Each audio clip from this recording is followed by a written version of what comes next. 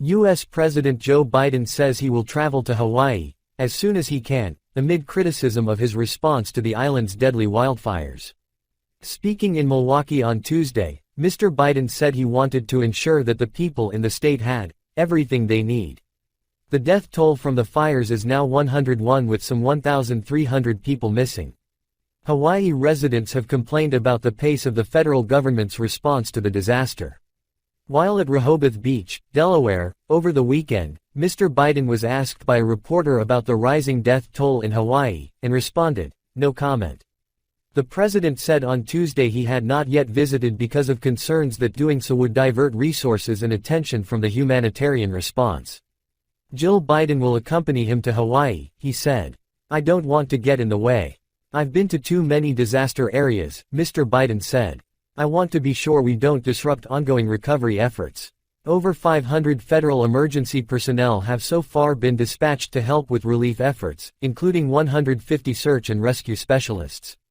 Additional personnel are being sent to Maui to help those already on the ground, Mr. Biden added.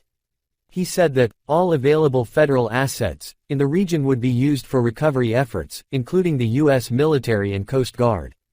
"It's painstaking work. It takes time and it's nerve-wracking," the president said. The U.S. Small Business Administration has also begun offering low-interest disaster loans to help local residents rebuild.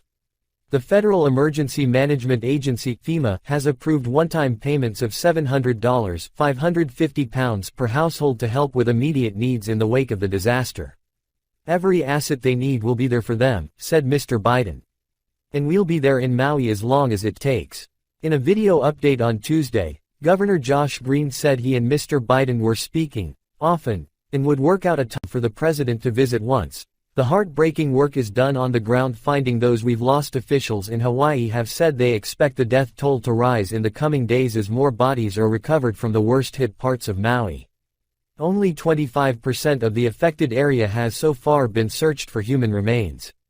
Approximately 80% of Lahaina, a town of about 12,000 residents, was destroyed in the blaze. On the ground in Maui, many residents told the BBC they have been frustrated at the scale and the speed of the recovery efforts. One resident, Les Munn, said he had so far received $500 from FEMA, less than the price of a night in most hotel rooms on the island. Another local, Felicia Johnson, said that, "Everybody wants the glory but nobody wants to put their feet on the ground."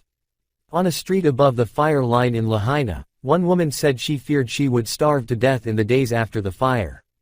But now people are dropping bags of ice, water, clothing, batteries and small solar chargers at her neighbor's home, one of several grassroots relief supplies hubs coordinated by locals in the area.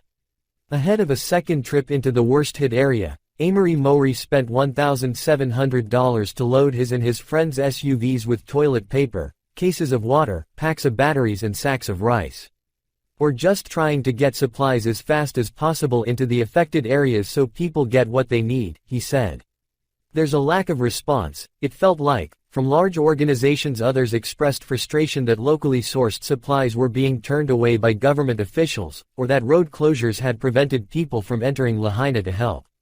"The government's getting in the way of people helping," said Liz Germansky, who lost her home in the fire. "I don't think the government could have done less," she told the BBC. While sitting in a traffic jam on the island, "The way things are unfolding right now is typical of what we all experienced on Tuesday. It's no wonder that this guy